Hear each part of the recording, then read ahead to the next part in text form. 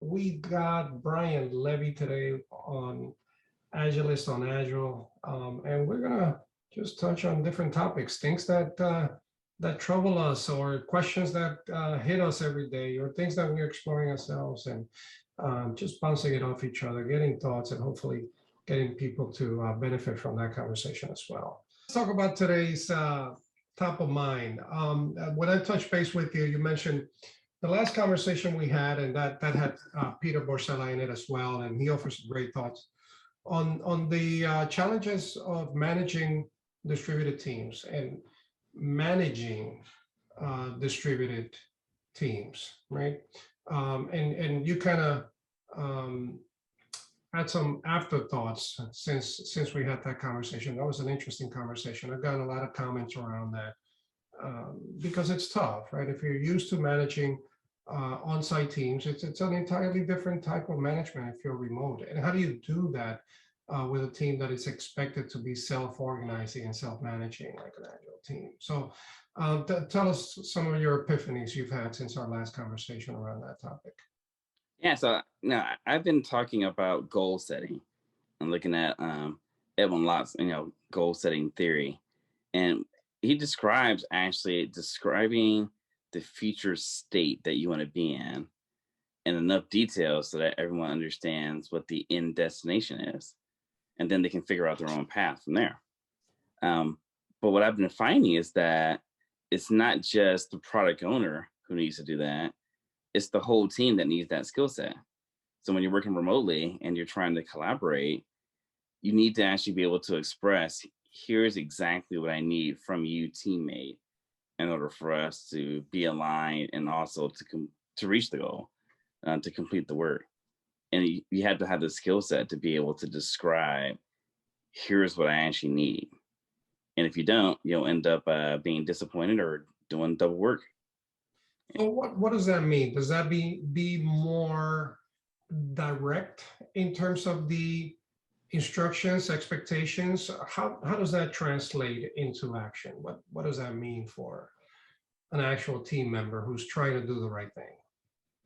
Well, usually in a sprint, you're trying to produce some tangible product increment deliverable that you want stakeholders to actually look at so you can gather feedback. But usually it's something tangible, and that's an outcome. And you need to be able to describe what piece of that tangible outcome your teammate is responsible for actually creating, which means going into detail of, here's the greater context of why we're doing it. And then here's the essential characteristics, those things that have to be there in order for me to know that your part's done. So when I hear you say those things, what comes to mind is it's the grow model, right? This idea that you have a GROW, and that the G is for goal, right? Setting a goal, that, and the R is for the fact that it needs to be realistic. What are the realistic things that we can accomplish? Coaching the team using that grow model and having them exhibit that, right? And that O is for options. What options do we have to accomplish this? Let's examine the different alternatives that are available to us. And then the one that you're touching on, I think more so, is it's the W, which is the will. What will we do? What is the call to action? So being clear on those things that are going to help us achieve the goal are probably more important in a distributed setting now, since you don't have the ability to constantly connect and look over someone's shoulder, but that they're clear on what the next steps are. And it's a delicate balance, right? Because you need these individuals to be self-organizing, but at the same time, you want to be able to provide them with enough guidance so that they are not lost when they're not connected. Right? Yeah, I'm actually really glad that you mentioned the GROW model. We're both very familiar with it. And the reason I'm glad that you actually mentioned it is because I think that in stand-up, sometimes you have to start using that type of framework to delineate what your plans are for the next 24 hours. And I think oftentimes, people, their stand-ups become stale. They're still using, I'm going to answer these 3 questions, what I did yesterday, what I'm planning on doing today, and any impediments that are in my way. But that doesn't get to the richness of the conversation we need to have if we're going to collaborate together. We need to actually find out, I'm trying to get to here, and here's what part I'm going to do. We could, there's several options, but here's what part I'm going to do, because I think we should choose this option, and we need to agree, right? It's not a one-way conversation. We need to actually both come up with this together. So you need some sort of facilitating framework in which to have these types of discussions, so you can delineate, here's the decisions we're going to make, and here's what we're going to do about it. I love that. I love that because as you know, the latest revision of the Scrum Guide, the 2020, which was done in late 2020. So it seems like it's the 2021 version, but it's really the latest version. And that removed the sample questions because a lot of individuals were taking those to be how a retrospective needed to be run, and those 3 questions needed to be asked since they were included in the Scrum Guide. And the intent of the revision was to make it less prescriptive, to make it more about interacting and coordinating the work for the next 24 hours, right? And any team can choose any model or any approach that they like to follow for those 15 minutes to make sure that they have a productive coordination, right? Exactly. And I found myself auditing teams that say, if you aren't starting the stand up by actually saying, here's what the sprint goal is, then it's an immediate fail. Because you can't even begin, you can't even go through the rest of that grow model because it starts with the goal and what you're trying to accomplish. Yeah, the other part that I think it's also important in this conversation is the fact that not every team member communicates or prefers to work in the same manner, right? We tend to generalize a team member persona as one individual, and this is how they are all going to act. And I like to put a personality profile, if you will, just to kind of give me a perspective on how to best engage that team member or each team member, right? I like using the DISC personality model, right? Where the D is for the dominance. You're familiar with DISC, right? Of course, we're all. I'm an SI, right? So that means that I'm a steady influencer, and for me, it works very well when it's in that content. But when I am working with a person that is a D, that is a dominance person, that there's a bit of work that I have to do to interact in that environment that is not native to me, that is not organic, right? So understanding how the team members like to interact or what their personality general profile is, I think it's a healthy exercise for them also to understand each other and work through those events, in particular, the daily coordination and daily communication that they do. Right? Absolutely. And and I'm glad you mentioned the DISC profile, and kind of meeting people where they are and the way they like to communicate and the way the world makes sense to them. I think often, we forget that each sprint, we're trying to get toward this sprint goal.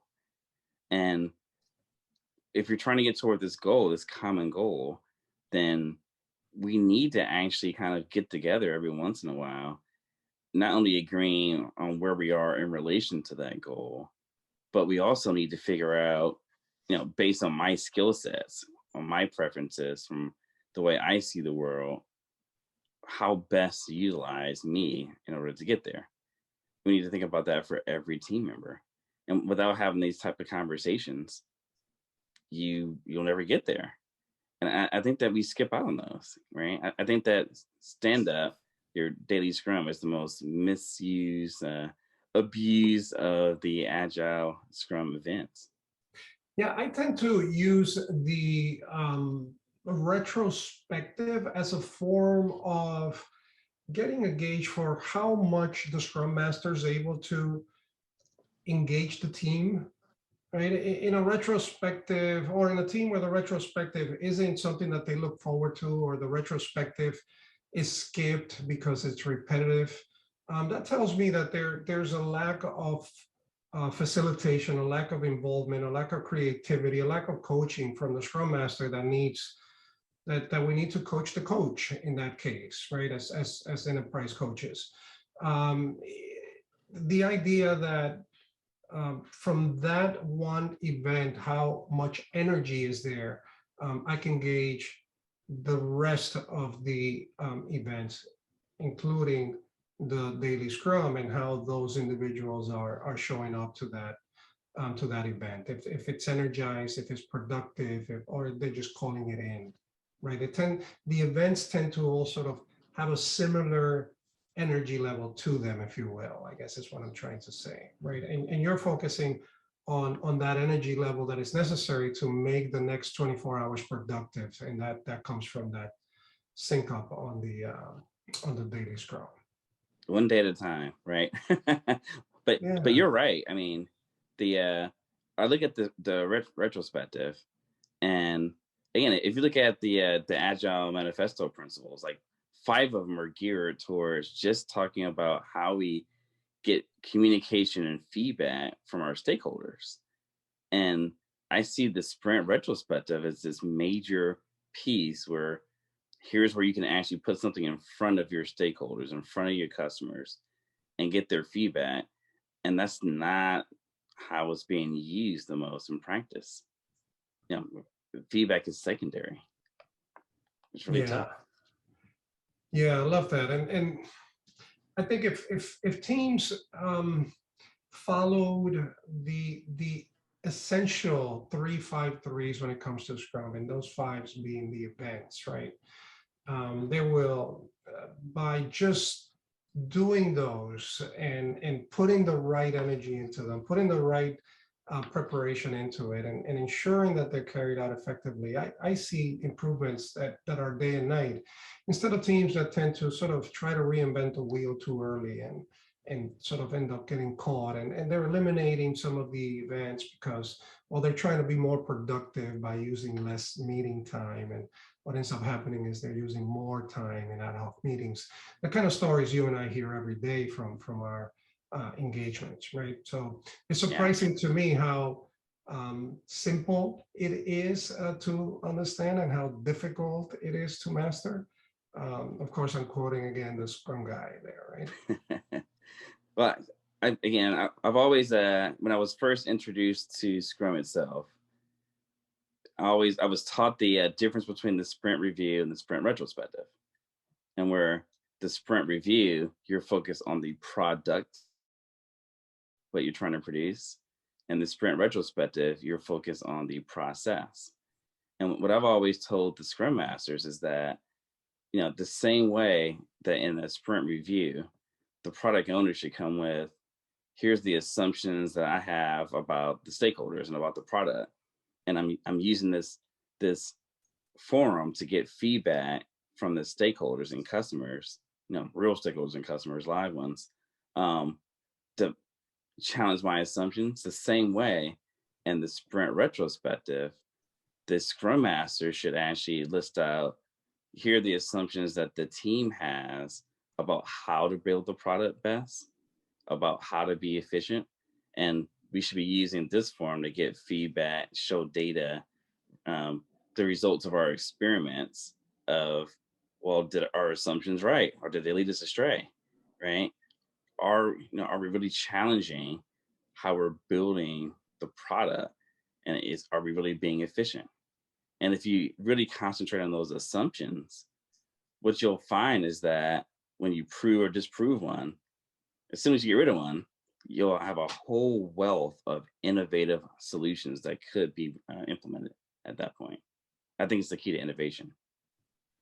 I love that. And I like how you started that, right? Where the product owner comes to the table with the items, right? The way you said it reminded me of of something that I really focus on at the client level, and that is that it's important to understand that the person responsible for the input of this development process is the product owner. And I like to always have individuals recognize that in any situation, garbage in, garbage out. So a product owner needs to come to the table ready, prepared. Quality in is likely going to give you quality out, but you do not get the other. You do not come to the table with garbage in and get quality out. And a lot of organizations try to do that, and that's a recipe for them to not be successful. Whereas the opposite tends to set them up for success. Right? Yeah, and I'm waiting for the day where someone declares the 9th waste. It started with 7 ways of lean, and they added in an additional one, and I'm waiting for this 9th waste of bad assumptions. I love that. To be added to the list. I love that. Sort of this bias, right? And non-data driven action, right? That's right. Yeah, that leads us astray. Yeah, that'll make a great conversation, right? Talking about the 8 wastes, and if there are any additional ways. I think you identify one that's worth exploring. I think we need to put an earmark on that and make that the next topic.